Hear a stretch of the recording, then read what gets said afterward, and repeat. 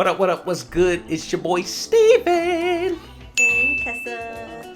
And this is Uniquely Weird. And we're back in the building with another reaction video. We are reacting to the world's highest jumping robot. I randomly found this, like I randomly find a lot of things. If you want something specifically reacted to, let me know.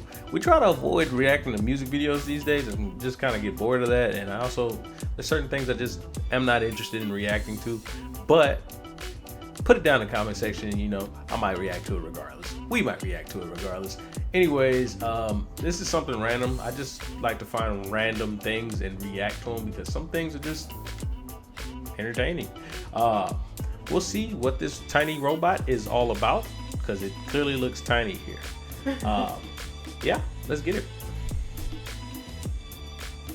Bot weighs less than a tennis ball and can jump higher than anything in the world. In the world? In the competitive world of jumping robots, the previous record was 3.7 meters, enough to leap a single-story building. This jumper can reach 31 meters, higher than a 10-story building. It could jump all the way from the Statue of Liberty's feet up to eye level. For something to count as a jump, it must satisfy two criteria. First, motion must be created by pushing off the ground, so a quadcopter doesn't count, because it pushes off the air. And second, no mass can be lost, so rockets constantly ejecting burnt fuel are not jumping, and neither is an arrow launched from a bow. The bow would have to come with the arrow for it to count as a jump. Many animals jump, from sand fleas to grasshoppers to kangaroos, and they launch their bodies into the air with a single stroke of their muscles.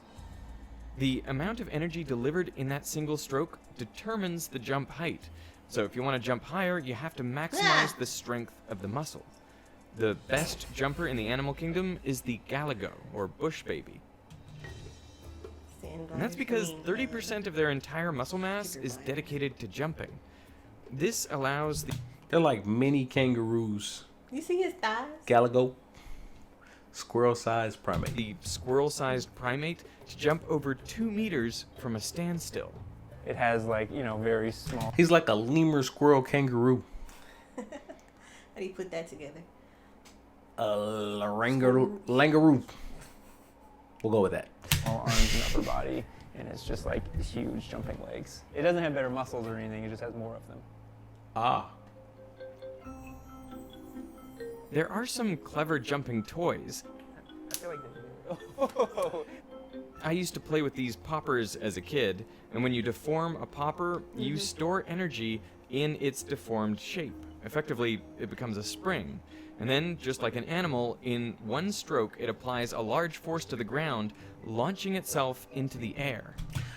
What I want to know is what makes you think to yourself, I just want to create a robot that jumps higher than any other robot. I was just thinking that. I was like, how do you just, like, out of nowhere, and was like, you know what I want to do today, babe? I want to make a jumping robot. Or do they just go into, like, Guinness book and decide which one they want to break today? Just start looking down the list like, I think I'm gonna break the robot jumping record. Like, imagine, like, I'm going to eat... Random tangent. But this girl was like, my dad's an engineer, and I don't know what he does. Like, what... Engineers that don't work for nobody but themselves, they just come up with random shit to do. And that's what they did. Yeah. They get grants for it and stuff, too. Anyways, like, they do. Yeah, I've heard of that before. That's why I was like, somebody was recently telling me about that. That's random, but yeah, go ahead. Oh. All elastic jumpers follow the same principle of storing energy in a spring and releasing that energy in a single stroke to jump. But none of the jumping toys we had could compare to this tiny robot. Of all the things that I have ever tried to film, this is the most challenging. Because it's so small, it accelerates rapidly and travels a huge distance on each jump. Each takeoff happened faster than we could even register. Wow. See, I didn't see it at first. Now, jumping might sound like a niche skill, but engineered jumpers would be perfect for exploring other worlds, particularly where the atmosphere is thin or non-existent. On the moon, with 1/6 the gravity of Earth, this robot would be able to leap 125 meters high and half a kilometer forward. Rovers may struggle with steep cliffs and deep craters, but jumpers could hop in and out, fetching samples to bring back to the rover. And you don't lose much energy when jumping, so if you could store the kinetic energy back in the spring on landing... That's what I was about to ask. How do you land it, like, and use it again? That was Maybe my that's why thoughts. it's a robot, like, because you have to be able to... Do it again. Yeah. The efficiency could be near perfect. The team has already started to build an entire fleet of jumping robots. Some of them can right themselves after landing, so they can take off again right away. Others are steerable. They have 3 adjustable legs that allow the jumper to launch in any direction. Then I was going to ask what makes it a robot, but there it That goes. was definitely my question as Okay. well. I had that question as well. Essentially what we've done is we've added 3 additional legs that don't store energy, but rather allow it to form a tripod, sort of, that allows it to point in a direction and launch in that direction. It's kind of creepy. But It's pretty how does cool. this jumping mechanism work? Well, the main structure consists of 4 pieces of carbon fiber bound together by elastic bands. Together, they create a spring that stores... When I first seen it, I just thought of like, sorry for pausing so much, but I just saw it and I was looking like they just put rubber bands on some little elastic like legs and was like, yep, it jumps high. Yeah. That's how I saw it. But it's a little bit more in depth than that. stores all the energy needed for the jump. At the top of the robot is a small motor. What boy doing? A string wrapped around the axle is connected to the bottom of the robot. So when the motor is turned on, it winds up the string, compressing the robot. And this stores energy in the carbon fiber and rubber bands. After about 1.5 minutes, the structure reaches maximum compression. How do you know when to put it down? Basically, once the bottom there sticks inward and it can stand up, right now it would roll over, then you put it down. Got it. So, as soon as you can. And at this point, a trigger releases the latch that's holding the string That's the on hooks the we use in axle. Dent Wizard. So all the string metal hook. unspools all at once, and the energy stored in the spring is released. Whoosh. The jumper goes from a standstill moved. to over Yeah, I was like 100 trying to kilometers keep an up with hour in only 9 milliseconds. Sheesh. Whoa! It just disappears. That gives an acceleration of over 300 Gs. That would be enough to kill basically any living creature. Oh, wow. Watch out, watch out, watch out. But how does it jump so much higher than everything else, nearly 10 times higher than the previous record holder? Well, this jumper has 3 special design features. First, the jumper is incredibly light at just 30 grams. It achieves this weight by employing a tiny motor and battery. Plus, its entire structure, made of lightweight carbon fiber and rubber, doubles as the spring. Per unit mass, natural latex rubber can store more energy than nearly any other elastic material, 7,000 joules per kilogram.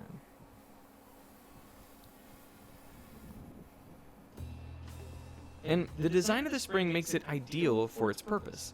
Initially, they tried using only rubber bands connected to hinged aluminum rods. So they did But try with rubber this bands. design, when compressing it, the force rises to a peak and then decreases. Just feels like it all of a sudden got a lot easier to pull. Another design with only carbon fiber slats requires a lot of force to get started, and then it increases linearly after that. There's more and more force required to do this. The ultimate design is a hybrid of these two approaches. The benefit being its force profile is almost flat over the entire range of compression.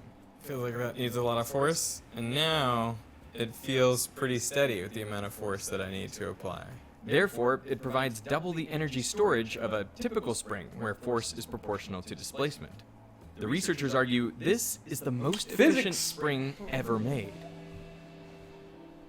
Sometimes the string will snap. It's not always consistent that it releases when it's supposed to. Sheesh. The string cut it. Let me go restring it. I'll be right back.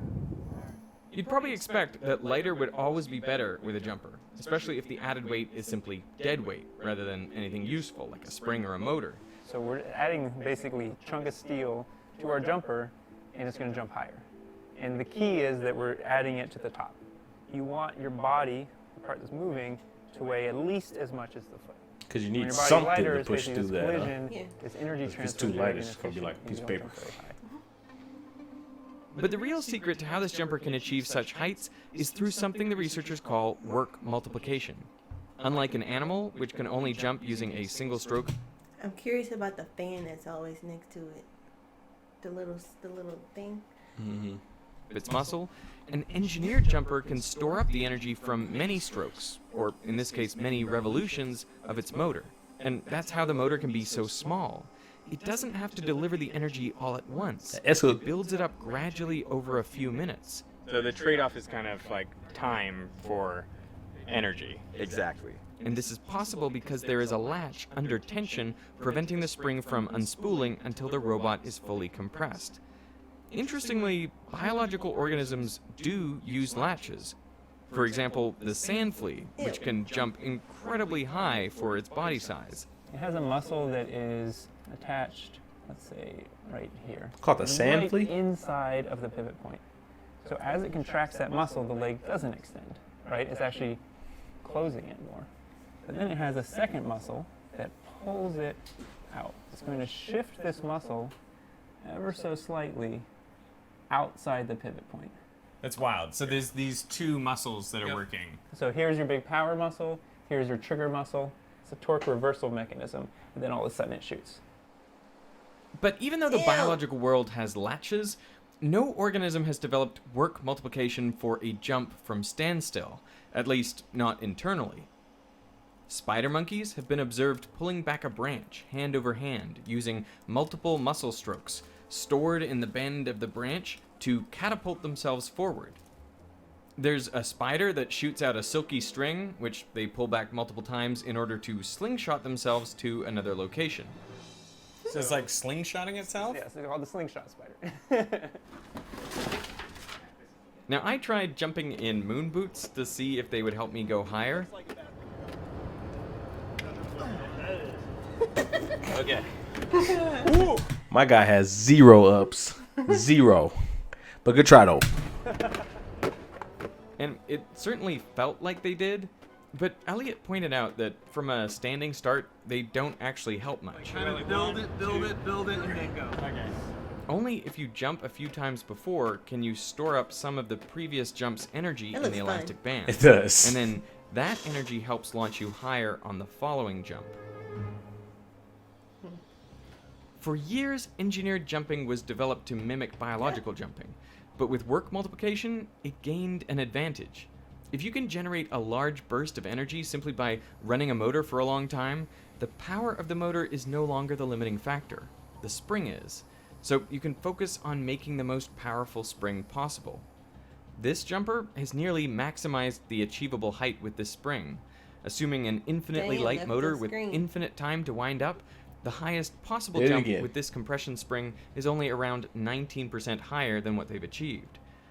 If you want to incorporate air resistance and play with aerodynamics, another way to send the jumper higher is to make it 10 times isometrically larger, leading to a 15 to 20% higher jump. So we're in kind of an intermediate scale where we still are getting hit by air drag, but it's not as bad as the flea. If we went 10 times bigger, we could actually avoid air drag completely. This works since if the jumper is scaled up 10 times on all sides, the cross-sectional area increases by 100, which increases the drag force. I think the coolest thing about this is they used actual animals and compared it to that and machinery and like combined them together and was like, yep, this robot should be able to jump if you do this differently from a spider, slingshot spider or little insect or whatever. That's what I was thinking. Like That's cool. how, like, divine God's creations are. That it takes like all these geniuses to try and recreate it, like to try. But yeah, It's cool. But the jumper's mass increases by 1,000, so it has way more inertia, meaning the drag force affects it less. The entire concept of work multiplication could bring robots to the next level. Currently, motors in robots have to be relatively small so they remain portable. But the simple principle of building up the energy from multiple turns of a motor over time would allow robots to store and then release huge amounts of energy, and set some world records in the process.